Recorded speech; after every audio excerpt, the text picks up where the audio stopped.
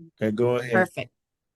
Okay, so Dr. Scott Meche is a native of Church Point, Louisiana, where he had a good Cajun upbringing. That's important. In his education, he earned a bachelor's of science in psychology from USL. And if you've been around a little bit, you know that it's USL, but what they call it now is ULL. I prefer USL. A master's in counseling from LA Tech University, and then a doctorate in counseling psychology from also Louisiana Technical University.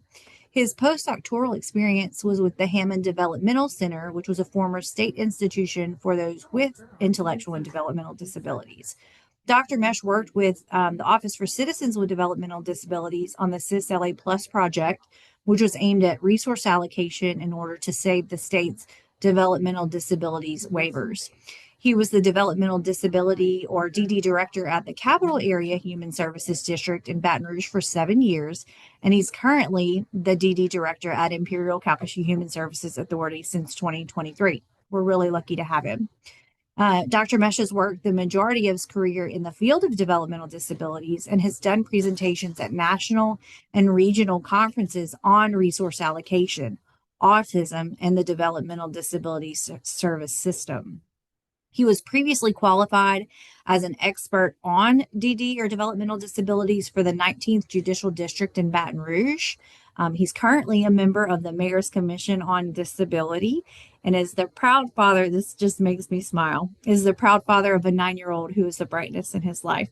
Again, I want to welcome Dr. Mesh. We're so lucky to have him here to tell us about the services that they provide at Imperial Calcasieu. Thank you, Dr. Mesh, for being here. All right, I'm currently looking at the single slide. Single slide. Okay, good. Okay, now are we on slide two? We are purpose of the presentation. Yay.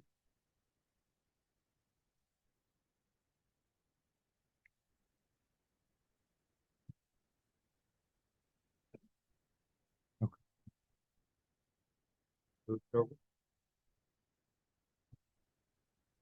Good afternoon, everyone.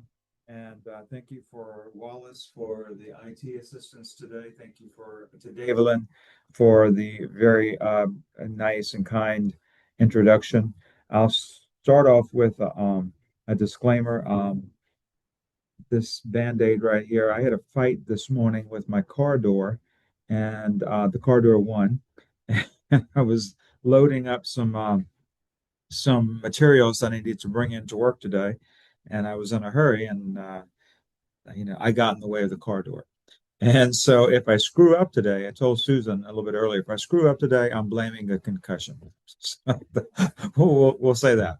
All right. So I do appreciate families helping families, giving me the opportunity to come in today and speak about developmental disability services. So I prepared a presentation that is covering the OCDD developmental disability programs with MCAL administration and oversight. MCAL, Imperial Calcasieu Human Services Authority. I'm the developmental disabilities director there, have been for a few years. And so today we're going to talk about the programs that we have oversight for and manage over at Imperial Calcasieu. So the purpose of the presentation is a brief intro to OCDD developmental disability programs. We're going to talk about the entry and application process. We're going to talk about Act 378 programs, the 4DD waivers, MCAL's waiver role, and finally, the Act 421 Children's Medicaid option. It's meant to be a brief overview of these programs, and I am open to questions. Wallace mentioned that he would monitor the chat box to see if anyone has questions. I do tend to speak fast at times when I get excited about something. So if I'm going too fast, it won't offend me if you say, "Hey, slow down. We're having a hard time keeping up." So it won't offend me. All right. So let's see. Where do we start? Well, what's a developmental disability? Louisiana has a law that defines developmental disability. It states that an intellectual and/or developmental disability is a severe chronic disability with an intellectual or physical impairment, or a combination of both that occurs before the person reaches age 22. In other words, this is a condition that occurs during the developmental period, which is birth through age 22. So severe chronic disability with an intellectual or physical impairment or combination of both that occurs during the developmental period is likely to continue indefinitely. It's not attributed solely to mental illness and results in substantial functional limitations in 3 or more major life areas, such as the ability to care for oneself, communication, learning, mobility, um, capacity for independent living, economic self-sufficiency, and that item of economic self-sufficiency that applies to 18 years of age and older. So it's basically a person has this intellectual and or physical disability, and that because of that has substantial functional limitations in at least 3 or more life areas. Now, a few years ago, there was an alteration or an addition to the law that stated made it stated that if you want to go to the next slide, Wallace, stated that a developmental disability may also be a substantial developmental delay or a specific condition in a person, either present at birth or acquired, that presents before age 9, that without services and support will likely result in a severe chronic disability, as outlined above. For those aged 3 to 9, they will qualify for services during that time period with meeting the substantial functional limitation criteria in two areas. So above 10 and older, it's substantial functional limitations in 3 life areas. In age 3 to 9, it's substantial functional limitation in at least 2 areas. So what happens is, as a person is aging 9 years and 6 months, they have to go through what we call a redetermination of eligibility. And if to see if they still meet the criteria in the law that says that they will qualify for continued developmental disability services. The law was changed a few years ago so that we could bring children, qualified children, younger that had not as many deficits or limitations, significant limitations, so that resources could be put in place to help hopefully mitigate their limitations and possibly see progress to where the individual would make gains and no longer qualify and need services because they had made gains, they had progressed nicely, and were no longer having these substantial functional limitations. So that's the law that we have to follow when we determine if someone is eligible for developmental disability services. At Imperial Calcasieu Developmental Disabilities, we are considered a SPO, or a single point of entry, for developmental disability services. So what happens is that individuals and our families who have an individual suspected of having an intellectual and or developmental disability and a need for services will contact their LGE. The LGE is a local governing entity. There are 10 in the state. Imperial Calcasieu is a local governing entity for the Lake Charles area, and the Calcasieu and the surrounding 4 parishes make up Imperial Calcasieu Human Services Authority. So we are the SPO for Developmental Disability Services. And if someone or the family member of someone that's suspected of having an intellectual or developmental disability is in need of services, they should contact us so that we can initiate the eligibility process. What this process entails, it's a face-to-face interview, basically. Someone has to come in, we have to lay eyes on them and do a face-to-face interview. We review available records, maybe the available records are school records, IEPs, early steps records, medical records from physicians, psychologists. We gather records that are hopefully helpful to us in making a determination of eligibility. We also will conduct assessments. We have some of my staff in the entry unit are able to conduct assessments, as well as we contract with a psychologist who can perform assessments as well. I am a psychologist, um, but because I function in the role of an administrator, I can't have the dual role of being an administrator and being a clinician, a psychologist who would administer the assessments. So we have a psychologist on that we contract with as part of our staff, and he will conduct violent assessments. That's a measure of adaptive skills. He'll conduct IQ tests for us.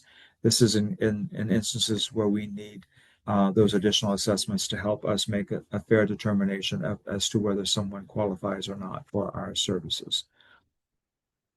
So basically, if someone's eligible for DD services, the individual will receive what we call a statement of approval. That opens the path to the other services that are part of OCD's Developmental Disability Services. So again, if someone qualifies, meets eligibility criteria, we issue a statement of approval, and that opens the pathway for those folks to begin receiving services. And this is not on your slide, but should we find that someone does not meet eligibility, and we would issue a statement of denial, just know that once we issue a statement of denial, that is an appealable action, meaning that if someone disagrees with our determination, they can file an appeal. We give individuals the paperwork that they need to file an appeal if they wish to do so. And a law judge with the Division of Administrative Law would hear the case and determine if we made a fair determination and uphold our decision, or if that judge believes we made an error and would reverse our decision, and we would then have to issue a statement of approval. So that's basically our entry process, and a brief overview of that and how that works. But once we issue that statement of approval, people are opened up to pursue the services that are available through OCDD and that we have oversight for and manage. All right, we'll talk about Act 378 programs. The Act 378 programs for developmental disabilities are known as Individual and Family Support and the Flexible Family Fund. Back in 1989, the Louisiana legislature established a community and family support system. It was to provide flexible, individualized services to help children and adults with intellectual and or developmental disability and behavioral health needs live at home as opposed to living in an institution. At the time, 1989, the state had about 6 or 7 large institutions. You might remember from the bio that Davelin presented at the beginning, my postdoctoral experience, once I completed all my coursework at Louisiana Tech University, I had to have what was called a postdoc internship. I did that at a state institution in Hammond. It was called Hammond Developmental Center. And at that time, the late 80s, and even at the time I came out of school and did this in the early 2000s, the state still operated several, 6 or 7 large institutions where individuals with intellectual and or developmental disabilities were residing. There was a desire to create a system that would support people to be able to live in their communities, in their own homes, with supports and services, as opposed to having to go live in a state institution. So this part of that, Act 378, was to help support people in their communities. And there were certain programs that were created. In developmental disabilities world, that was called the Individual and Family Support Program and the FFF, or Flexible Family Fund Program. In behavioral health, that was called the Consumer Care Resources. So basically what we consider individual and family support in DD, in developmental disabilities, behavioral health has a similar program that they operate, and they call it Consumer Care Resources. what you should know is that a number of years ago, the state passed another law that said 9% of each local governing entities, that's like Imperial, Calcasieu, here, capital area in Baton Rouge, metropolitan in New Orleans. Each LGE has a state allocation from every year, every fiscal year. Each local governing entity has allocation from the state budget to offer developmental disability services and behavioral health services. A law was passed a few years back that said that each LGE must dedicate 9% of its allocation solely to the Act 378 programs.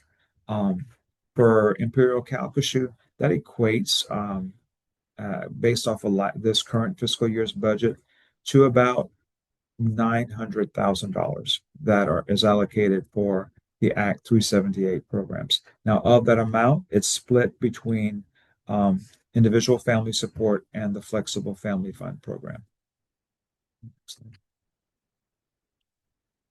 So, the Act 378 programs, family support, our IFS program. This is a program that funds needed supports for an individual with an intellectual and/or developmental disability, and that these services are not funded by another funding source such as Medicaid. Okay, we're not allowed to fund services that are funded by Medicaid, to an extent. So basically, services that are included or that can be funded are in-home respite services, PCA coming into the home to help care for someone, incontinence supplies, vehicle and home modifications, utility assistance, rental assistance. Those are just some examples of some of the services that get requested from us through this program. Now, you might be savvy and you might say, hey, this guy just told me that that program has to fund services that are not funded by another funding source like Medicaid. And I happen to know that Medicaid funds personal care attendants coming into the home. I happen to know that Medicaid will fund some incontinence supplies. Yes, you're right. But what happens is if someone's not yet receiving a waiver, then we can fund personal care attendants coming into the home to help support the person until the Medicaid waiver services kick in. Also, again, incontinence supplies. Medicaid waiver covers incontinence supplies, but someone may not have waiver services in place. So we would help fund incontinence supplies until Medicaid waiver kicks in and the person can start receiving incontinence supplies through that waiver. But not all incontinence supplies are covered by waiver. We get requests to fund wipes. If someone needs wipes, they are having frequent, they have maybe bladder or bowel incontinence, and they need wipes to clean up, and it's costly. Lots of times families have limited resources and they need assistance paying for these things. So it's something that it's an incontinence supply that we can fund through the family support program. Vehicle and home modifications. Wait a minute. I know that waiver and Medicaid will pay for those. They do. However, the amount of money in these waivers to pay for these types of modifications is limited, and oftentimes does not cover the entire amount of the modification or adaptation, environmental adaptation. So what happens is the Medicaid funds would be used to cover the costs, and any remaining costs for those modifications or adaptations, we can fund through the family support program. So, so we are not supposed to fund items that can be funded through Medicaid, but like I just gave you, there's some exceptions that allow us to use these monies to help meet the support needs of individuals and their families. And I gave you the examples of utility and rental assistance. Medicaid doesn't doesn't assist with those things. So those are items that we can assist with through family support. It is a state general fund program, and that tends to mean that there are not as not as many restrictions with regards to spending of the funds as Medicaid has in place. So it is a little bit more flexible. We also have the Flexible Family Fund program. This was a program that's been around for a long time, and it was previously called Cash Subsidy. It was renamed about 12 years ago. It got renamed to the Flexible Family Fund. It is a program that provides a monthly stipend to children and their families up to age 18. These children would have a severe and or profound intellectual or developmental disability. Annual redeterminations are required. It does to participate in this program is not required that the person have an SOA or a statement of approval. But these are children who do have documentation that medical documentation, school documentation that indicates that they do have a severe or profound intellectual or developmental disability. It is a monthly stipend. Right now, it's $258 a month that can be used to meet extraordinary expenses of caring for a child that has severe and profound disability. The children, once they qualify, they have to have an annual redetermination, and as long as they continue to qualify, can receive the stipend up until their 18th birthday. At their 18th birthday, they would then age out of this program. Currently, MCAL has 111 slots. I'm proud of that. For many, many years, MCAL had 91 slots. Last year, I was able to rededicate some funds that we had available to us, and I dedicated them to this program. I had them dedicated to this program, which allowed us to offer an additional 20 slots for this program. We do currently have a waiting list, and that was one of the part of my motivation for dedicating some more funds to the program was to help reduce our waiting list. But we do still maintain a waiting list. It's a popular program, so people come to us for assistance. And so we do have a waiting list for slots. And you should know that slots open up through attrition, and a number of ways slots will open up. One is that children age out. They become age 18 and no longer can receive this service. So someone that's been receiving the service turns 18, they get their last check, and then they usually get their last check the month of their 18th birthday, and then that slot becomes available, and then we can fill it with someone on our waiting list. Sometimes people move to different regions of the state. That would also free up a slot for us. Sometimes people no longer qualify for the service. Like I said, it's an annual redetermination to qualify for this program. And so sometimes our children will no longer qualify. That also opens up a slot. And sometimes children, unfortunately, pass. And that also would open up a slot that could be offered to someone else on the waiting list. All right, waiver programs. We also have a number of waiver programs that are available through OCDD and that we manage and administer locally. What are waiver programs? These are home and community-based services and supports that are based on individuals' needs to help people live and participate in their community. Again, these are home and community-based services and supports that are based on individuals' needs to help them live and participate in their community. Waivers were created in the state started working on waivers in the late 80s and in the 90s to also help keep people in their communities, living in their own homes, and not having to go and live in an institution and receive institutional care. These programs have been successful in keeping folks in communities. I mentioned to you at the time these programs were first started back in the 80s and 90s that the state had 6 or 7 large institutions. I mentioned to you that when I finished school and started working, I did my postdoc at Hammond. That was beginning of 2003. Still 6 or 7 large state institutions. Where are we today? There's only one remaining state institution, and that's Pinecrest, which is in the Pineville, Alexandria area. And as these waiver programs became successful and popular, more people started choosing those options, and there became less a need for these institutions. So the state was successful with these programs, and so closed all but one remaining institution. The waiver programs that are available, therefore, they're called Children's Choice. It's the supports waiver. The residential options waiver are the row, and the new opportunities waiver are the now. And we'll talk more specifically about those waivers in just a bit, but just give you some background information. An individual has to meet intermediate care facility for the developmentally disabled. I know that's not person-centered language, but that is still the language in law.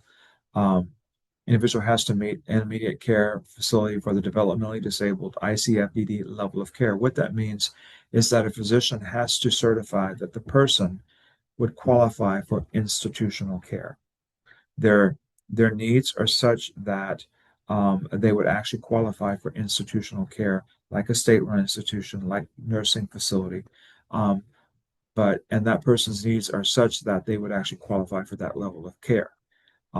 Once a person has that, that is a good start to getting someone certified for a waiver.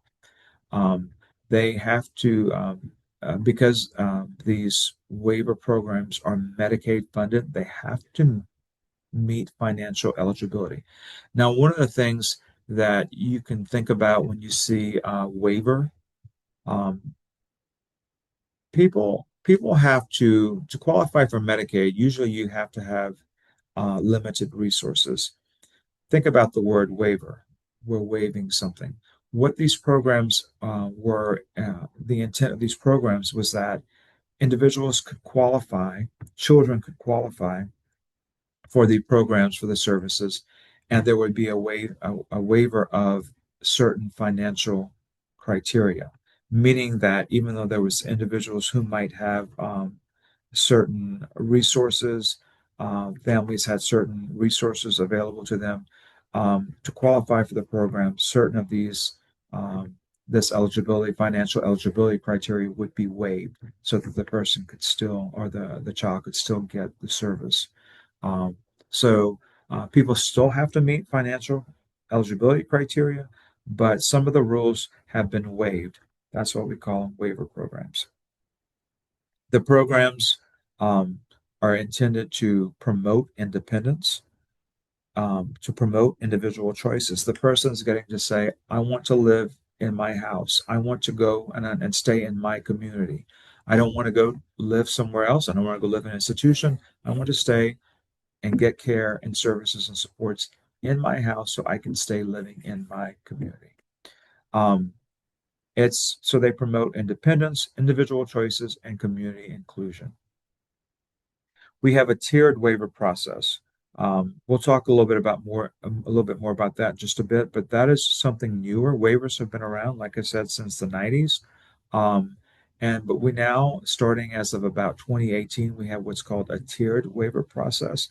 And that means that individuals will be placed in the most appropriate waiver based on their needs and priority level as determined by a needs-based assessment. So individuals will be placed in the most appropriate waiver based on their needs and the priority level that's determined by a needs-based assessment. In the past, people were just placed in a waiver and got all these services available to them, whether they needed them or not. The state became more disciplined a number of years back and said, you know what, we have long waiting lists. I mean, at one point, I remember when I was the DD director in Baton Rouge at Capital Area, and I'm talking about I was there for 7 years. I'm talking about 2014 or 2015, people who had gone on the waiting list in 2003 and 2004 were just getting offered a waiver in 2014 or 2015. The state was operating a 10-year waiting list. And part of that problem was that people were just going into a waiver, having access to all these services, whether they really needed all these services or not. So the state became more disciplined, developed some assessment tools that would give a really good idea of what people needed, and that would be matched to a waiver that that would meet their needs, but not offer tons of excessive services that really were not necessary, and also consumption of those services could be preventing other people from accessing services. So the state became more disciplined and instituted a tiered waiver process. All right, receiving an OCD waiver. Okay, what happens is once someone is deemed eligible for DD services, that means they've gone through eligibility process and they've received a statement of approval. So once deemed eligible for DD services, individuals may ask to be added to the OCD request for services registry for waiver services. Okay, it's a request for services. What happens is, as an individual is added to that list, they're going to receive a screening.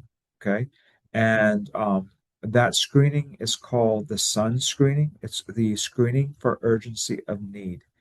And what happens is OCDD conducts those screening. That's something that's not done at the local level by the LGEs like Imperial, Calcasieu, but that is something that is done at the state level by OCDD. Someone goes on, we get someone on the registry for services list. The state OCDD will contact the individual and our family and indicate that a screening will take place.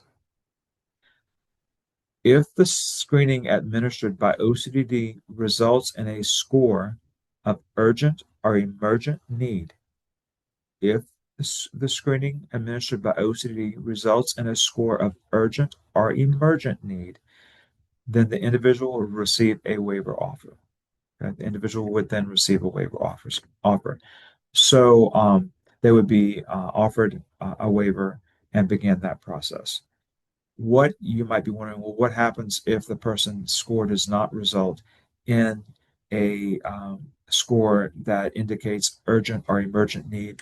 That doesn't mean they're left out in the cold. That just means that OCD's belief is that their needs can be met by other resources, like family support. If someone is SUN's screening score is not going to result in a waiver offer, that doesn't mean that the person, our family, cannot come to their LGE like MCAL and say, "Hey, I'm not going to get a waiver, but I have these needs. I'm going to request these services through family support." That's certainly an option for them, and it's certainly something that we would take into consideration about the person's needs and potentially funding those needed supports. Okay. All right, let's look a little bit more closely at the waivers. Children's choice waiver. Okay. If a child is asking for supports, requesting a waiver, and their SUN screening results in a score that will equate to an offer being made, they would get the children's choice waiver. This is a waiver that's available from birth to age 20 years. It is a cap funding waiver. Okay. Cap funding waiver, which means that services are capped at a certain level. It's capped every year. Someone gets a waiver, they have to have what's called a plan of care or a service plan that details the services they're going to get in that waiver. And the services are capped at $20,650 a year. That's the current cap. All right, so the biggest item that people will typically request in waivers are personal care attendants. That's staff coming into the home to help support an individual and their daily living needs. And with the children's choice waiver being it's capped for personal care attendant hours a week, that typically equates to a family getting about 20 hours a week of personal care attendance. Well, that's typical. Okay, that doesn't mean that a child and the family could not access more than 20 hours a week with this waiver. But what that would mean is that if they used all their budget up by 6 months into the plan year, that means there would be no funding left for the next 6 months. A plan year is 12 months. So if they use all their funding up in 6 months, that means they would be out of services because there would be no more money in that waiver. So they would be out of services for the remainder of that plan year. Um, so people tend to use it where they average about 20 hours a week of personal care attendance through the Children's Choice Waiver. Now that doesn't mean there's not other options available to them. We have something that's called EPSDT, Early Periodic Screening, Diagnosis, and Treatment. That's another Medicaid service. That is not something that we administer through MCAL-DD, but it is a Medicaid service, and it is a service that can be accessed by contacting Medicaid. It's a package of services, and but it does offer personal care attendants coming into the home to assist with providing supports to the child. Okay. It is also a program that's primarily for children. Um, and most often, the amount of personal care attendant hours that can be accessed through EPSET is up to about 28 hours a week. So if a child has need, they could and has a Children's Choice Waiver and EPSET, they could use about 20 hours a week of Children's Choice Waiver hours and then get about 28 hours a week of EPSCT. That child would get about 48 hours of in-home supports, which is pretty good. That's a pretty good amount. Um, so that's why on the slide it says can be utilized in conjunction with EPSDT to provide additional supports to the child and the family. Some typical services that are available through Children's Choice, respite. And respite basically is like personal care attendant. Personal care attendants, why this service was included in these waivers was to give families additional assistance and a break. Okay. I have a 9-year-old. Davelin mentioned that in my bio. And she has her own needs. And supporting a child and caring for a child is a lot of work. It's hard work. Okay. Much more so when the child has an intellectual and or developmental disability. So that service of PCA was developed to give families a break, give them some respite. That's what respite is, basically like a break. Okay. So that again, that's a main service through this waiver program is personal care attendance or respite. The Children's Choice Waiver can be used for environmental modifications, specialized medical equipment, permanent supportive housing. What that means is that it's a service that is provided to make sure that people have housing, that their bills are paid timely. It's some support to help maintain stability in housing for folks and support coordination. Support coordination for years was called case management. It was renamed many years back to support coordination. But if it's hard to wrap your mind around that concept, think of support coordination as being like case management, additional assistance to help the family navigate and achieve and gaining needed supports. We have 3 adult waivers, and that is for individuals 21 and older. There is a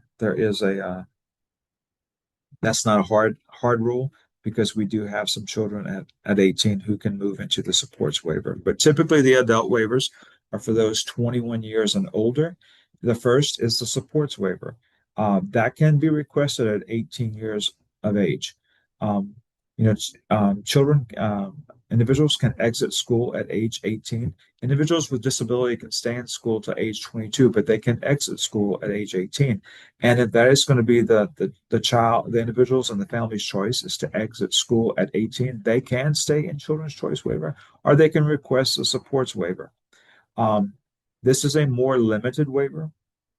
that offers about 104 hours a year of PCA. Not much PCA is offered through this waiver.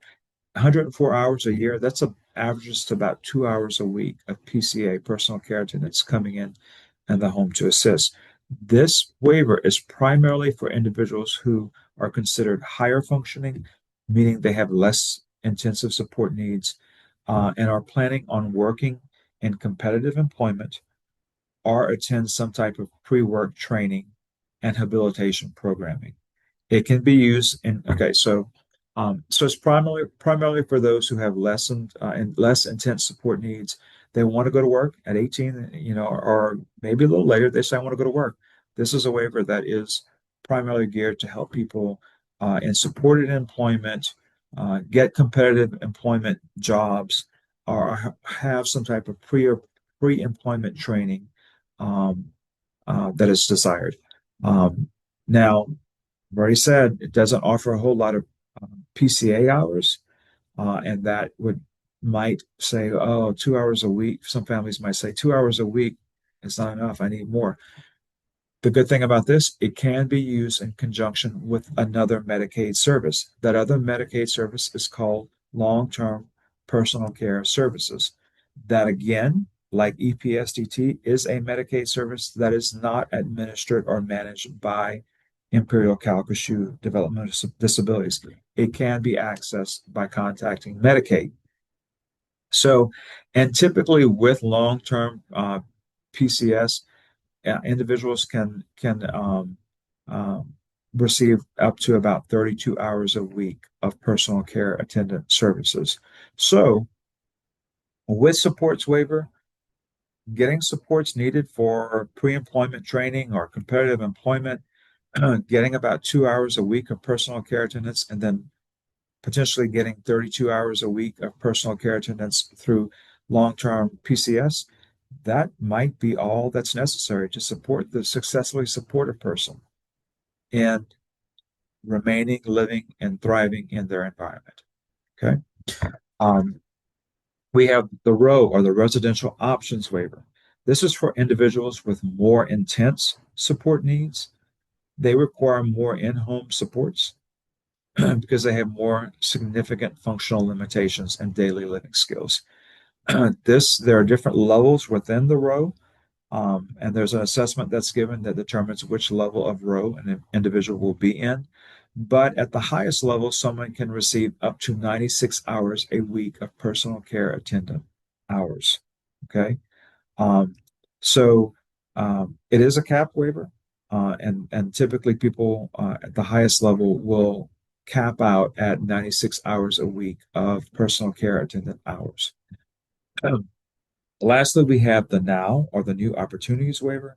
That's for those with even more intensive support needs. These are often people who have significant medical and/or behavioral health support needs.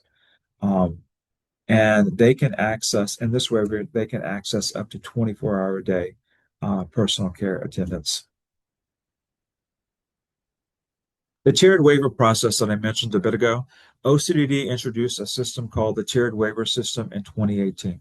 This was done for the adult waivers to ensure that more residents receiving home and community-based services receive appropriate level of service to meet their needs. It's basically a resource allocation model. Remember what I said was that many people were receiving or placed in waivers and receiving and utilizing services that they didn't really need. And that was eating up a lot of the resources, and meaning that many others who actually needed help were not getting it. They were on waiting lists. This helped to allocate the available resources more equitably and fairly, and that people were getting the services they needed, okay, but not getting services that were really in excess of what was needed. When a person receives a waiver offer, they will participate in what's called a needs-based assessment to determine the most appropriate waiver to meet their needs. So once someone's going to receive a waiver offer, there's going to be a needs-based assessment that determines their needs and the appropriate services that should be put in place. If the needs can be met with the current waiver assignment, Okay. So basically where people start off is they start off with the supports waiver. And if the assessment says that the person's needs can be met in that waiver, then the support coordinator and the team, their planning team, will proceed with implementation of services that get them enrolled and certified in the waiver and get those services rolling. There's a question in the chat. You want to take it? Sure. How long after completing the SUN would I know whether or not my child qualified for Children's Choice? That is a good question. I think, I mean, a definitive answer, I can't give you definitive because that's a service that's done by OCDD, but it's typically pretty quickly, from my understanding.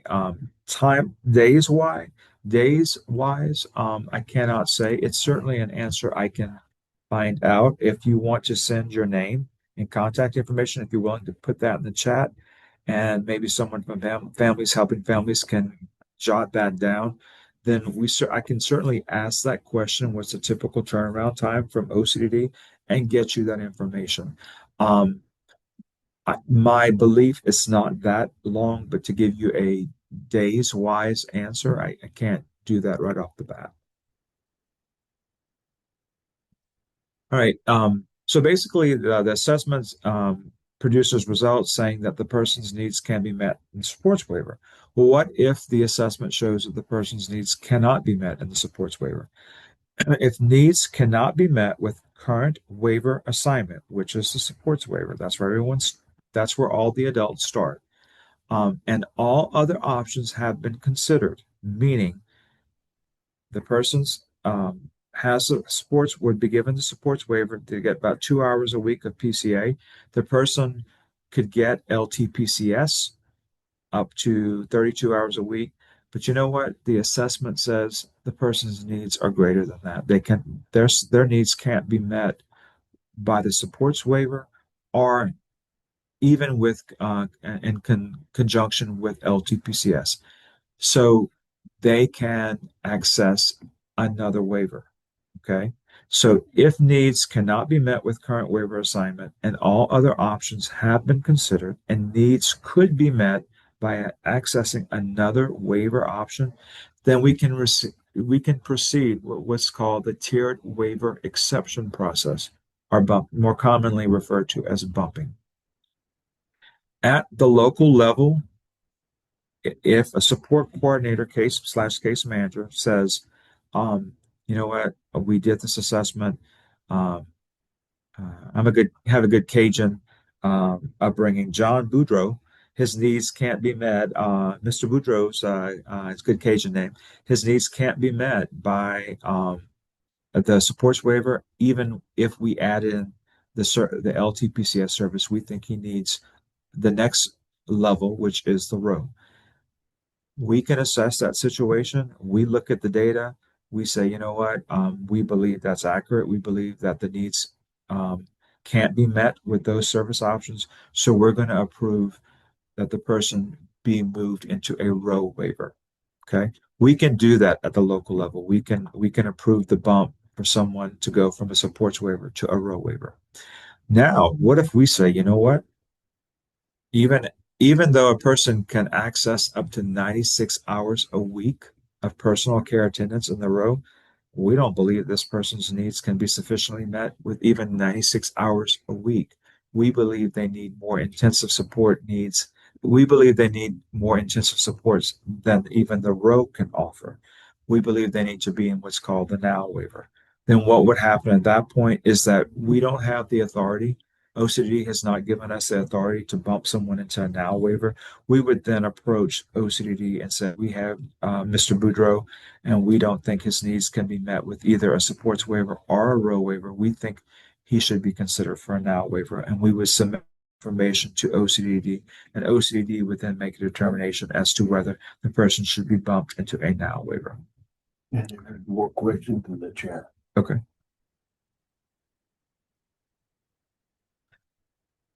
Cool. Two more. Okay. Thank you. I am curious because I did the SUN sometime last year, but I don't think I heard anything. She was in early steps years ago and has, okay, I've that gotten her information to get to you after this, Dr. Meche, so that to me that it was that long ago. It shouldn't. But yeah, if we have the information, we can do research at our office to find out what would happen. And when you tell me it happened a year ago, needs change. And in a situation like that, I'd want to find out if the needs have even, maybe the needs have even gotten more so for the family, and we might need to request a rescreening because in a year's time, certainly needs can change. And we have the information. We'll follow up on it. Okay. We are allowed to bump someone to this from the supports waiver to the row. But like I said, other bumps can only be approved by OCD state level. That's request for a now waiver. Um, and for someone like an 18 or 20-year-old, an 18-year-old, 20-year-old, that's still covered. That's still the age range covered by the Children's Choice. But the family says, I don't want to be in Children's Choice anymore. We want an adult waiver. And we want the sports waiver. We can approve that, but we could not approve an 18 or a 20-year-old going into a row or a now. We'd have to send that to state office, bump that up to state office so that they could make a determination whether that 18, 20-year-old could receive one of the other adult waivers besides the supports waiver. Any of our determinations regarding this and any decisions made by OCDD are appealable, meaning that if a family or individual disagrees with the determinations, an appeal can be filed and it would be heard before a Division of Administrative Law judge. All right, so supports waivers, Tier 1. Services that are included in the supports waiver are supported employment. That's if someone wants to go and have a job at the community.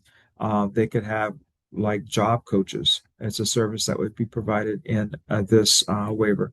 Get job coaches who could help them learn their job and how to do the task associated with their job, and checks in with them to find out how they're doing and help resolve any problems they may be experiencing in their job.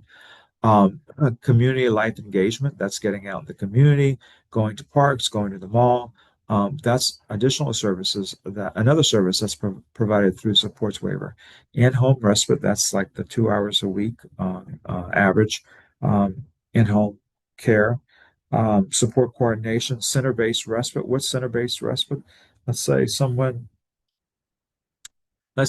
been living, at home with parents. We have someone that's in this waiver who's living at home with parents, but and mom and dad provide natural supports.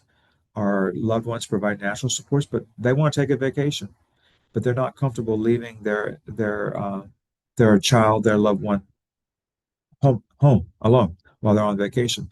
The individual could go to a center-based respite where they would receive 24-hour care during the time that the parents are away or the caregivers or the guardians are away, and could receive care there until the loved ones return and are able to provide natural supports again.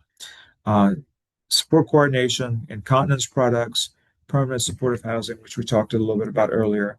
These are all services that can be provided through the supports waiver. And again, that's a capped waiver. The residential options waiver, that's row or tier 2. It's a capped waiver at just under $95,000 a year, where the person's individual annual budget is based upon the person's assessed support needs. There are various service levels that exist. Someone coming into the row might not necessarily get $95,000 worth of services a year. It just depends on which level they go into the row, which is based upon their assessed needs, the assessment that's given and the needs that are assessed. Services are support coordination, PCA, incontinence supplies, skilled nursing services, monitored in-home caregiving, respite care, that's like respite center, personal PERS, a personal emergency response system, environmental accessibility adaptations, assistive technology services. These are all different services that are available through the row. You do have a self-direction option in the row. You also have it in the now. What self-direction option means is that typically the in-home personal care services that people receive are done by staff associated with what's called a provider agency. This is an independent company that provides staff to go into someone's home and provide services in the home. Some folks say, you know what, I don't want to do that. I don't want to have someone that works for this provider agency that I don't know coming into my home. Can I find my own staff? Can I hire my own people? Yes, you can in the self-direction option. Um, People are able to say, you know, I have a family member, I have a friend that's willing to work with me, or my child, my loved one, and I want that person to come into the home. We trust that person. We want that person to come to the home.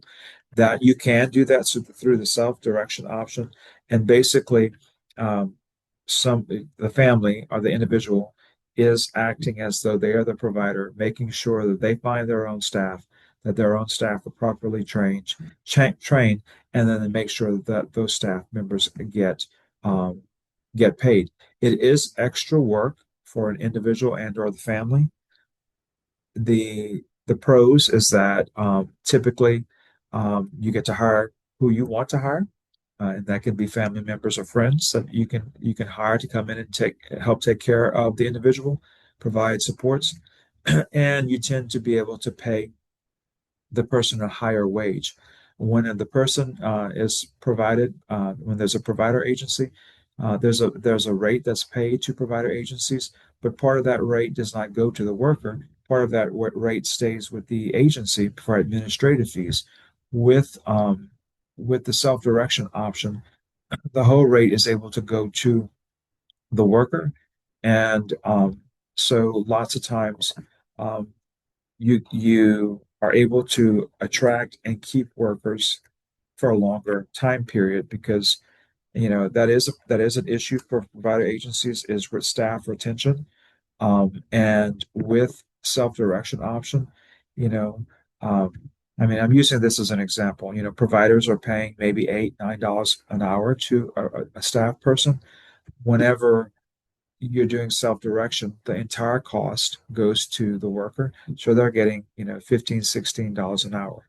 Um, that is the worker's getting that kind of salary. So it's a higher salary, and oftentimes you see better retention because they're making good money.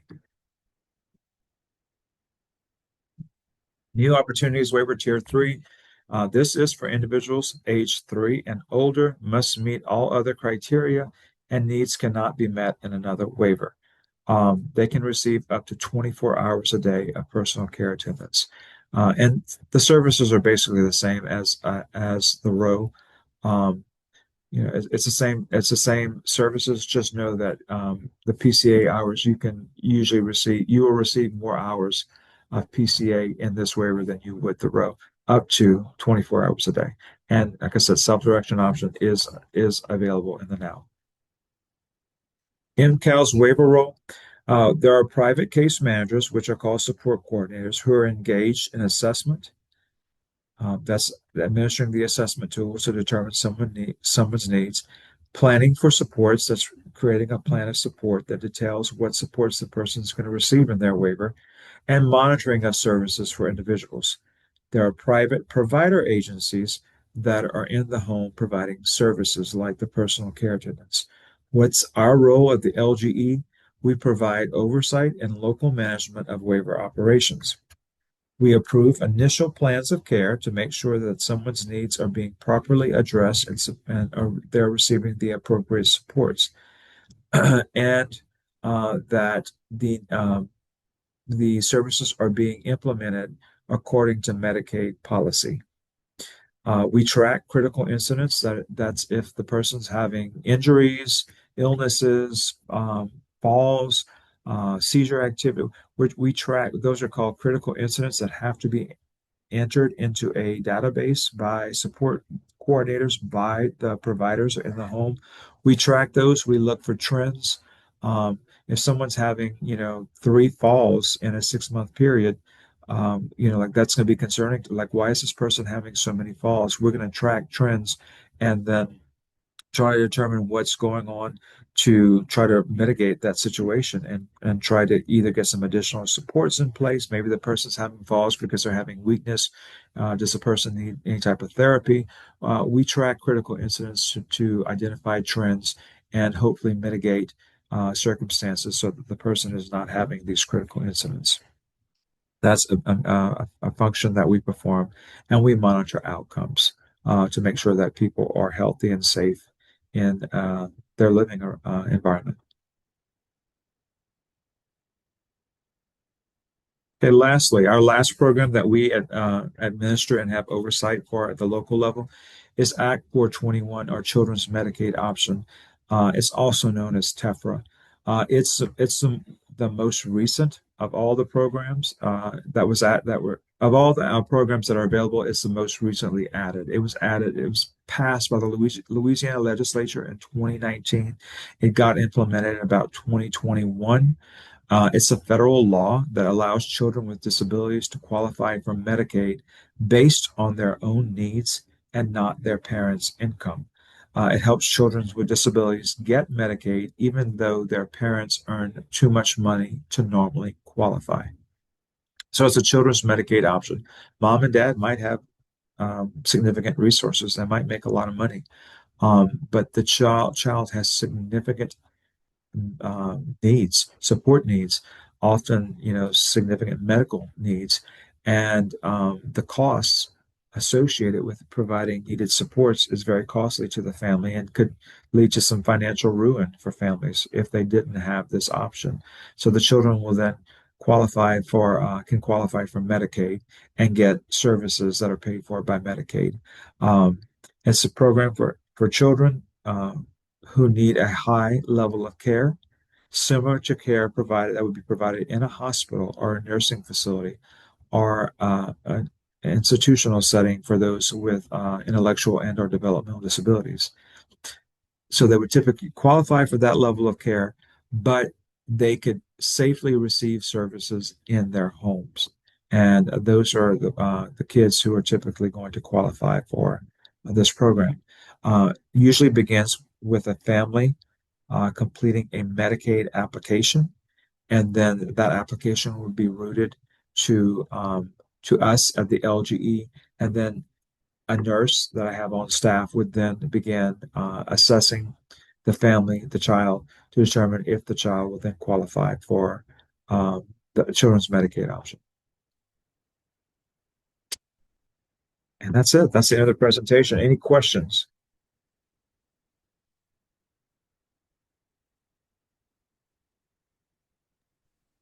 I do have something, Dr. Meche, that I hear from time to time.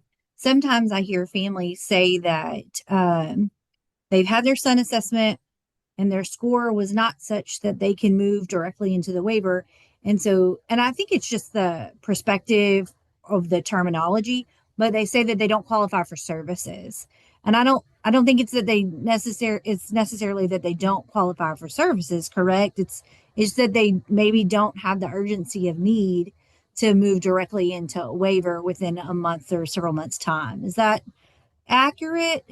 Can you kind of help clarify that maybe so that people aren't like, well, we can't get anything from this office, when really maybe they just don't have the level of need at the time of the screening to move quickly into a waiver?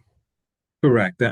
Thank you for that question. That's a really good question, and likely it's just a terminology thing from the Sun screen assessors. What is more accurate if someone doesn't have a score that is identified as urgent or emergent? Then the person's not going to qualify for waiver services. Okay. But that does not mean they don't qualify for other services. They certainly could come to us and apply and request services that we would entertain in the family support program.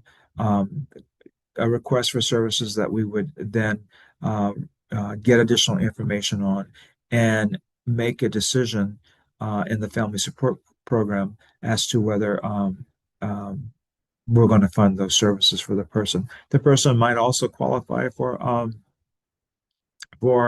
flexible family fund or that monthly stipend, even though they don't qualify for a waiver at that point. The child might qualify for EPSDT, even though they're not going to get a waiver at that point. They might still qualify for EPSDT, and that's going to provide some services in the home also, like um, personal care attendants, and not just for children, adults also. If someone's son screening is not going to result in a waiver offer, that doesn't mean they don't qualify also through family support, not flexible family fund, because that program is, if it's an adult, I mean, that program ends at age 18, but they might qualify for another Medicaid service like long-term personal care services, which is a package of services also, including personal care attendants coming into the home. So it's fair to say that if people are being told they don't qualify for services based off of their son's screening, it's fair to say that that is not an accurate statement. They don't qualify for waiver services. That doesn't mean they won't qualify for other services that are out there. And I have Okay, a thank question you. about the 421. And it says it's for children, so adults can't use that because they would apply on their own record. So that is not needed. That program is So that's why it's only for children. correct. Okay. That's correct. Because with this program, this program is for children whose parents would have too many resources that would normally that would disqualify them. The parents have too many resources that would disqualify the child from receiving a Medicaid service. So it basically looks at the child's needs as opposed to the family's resources. Okay.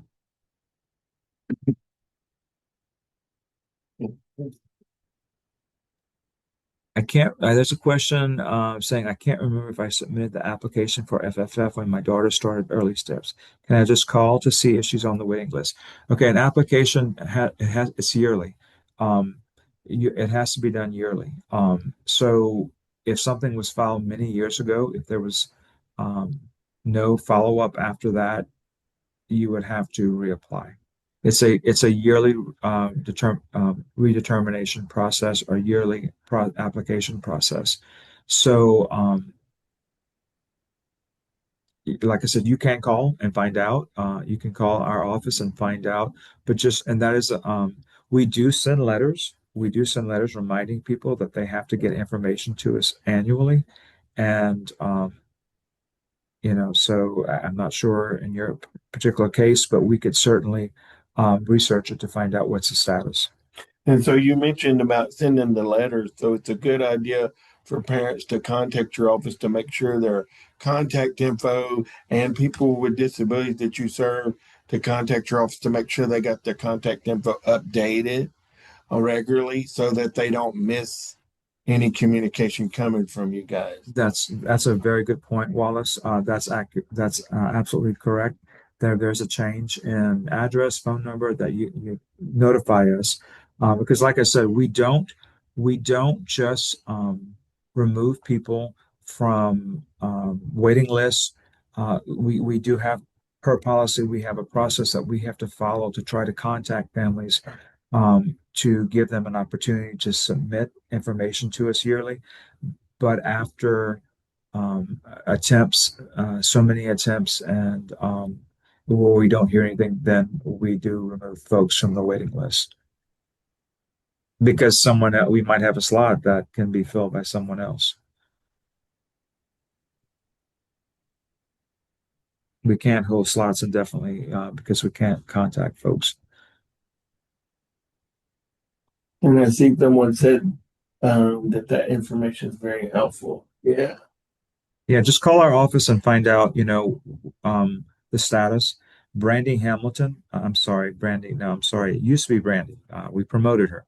Go ahead. The lady that we have doing it right now is actually on some leave. She's out on some leave, but for some extended leave.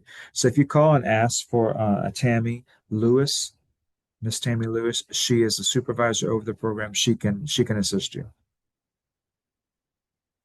And the Guys, phone you number have is the three. man. Go ahead, Wallace. I'm sorry. And the phone number is 337-475-3100. And this is for the MCAL, or the Imperial Calcasieu Human Services Authority, Developmental Disabilities Division, or Behavioral Health Division.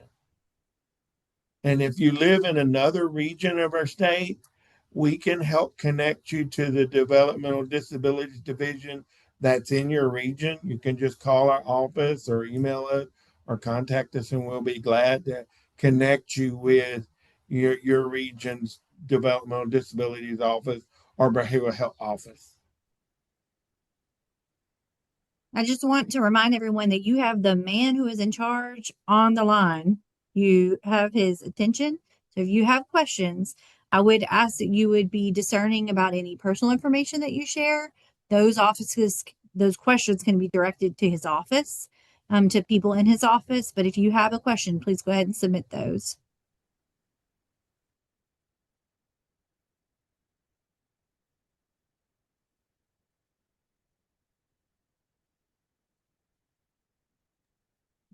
I appreciate the information, Dr. Meche. I learn something every time.